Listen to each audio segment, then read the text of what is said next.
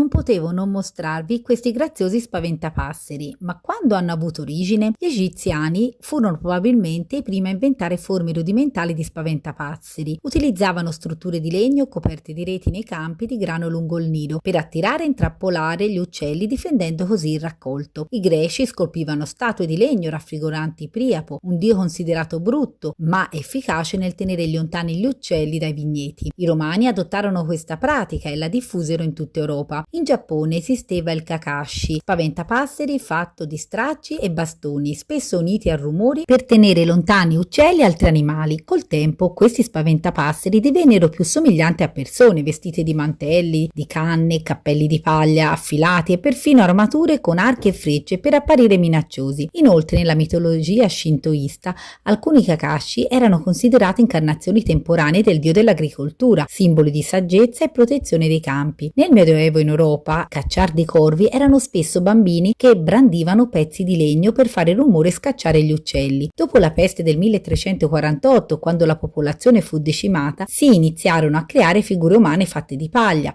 Vestiti logori, teste di zucca o rapa, nascevano così i moderni spaventapasseri. Questa forma si diffuse anche in Nord America grazie agli immigrati europei.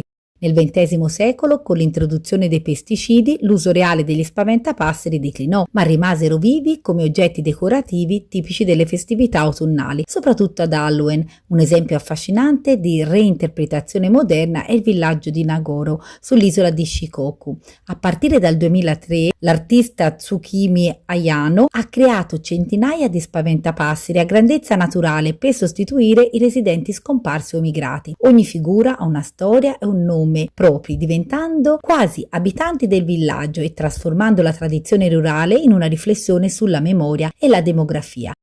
Ma guardate cosa ha messo questo tizio davanti a casa mia per spaventare gli uccelli. Credetemi, la gente non sta bene.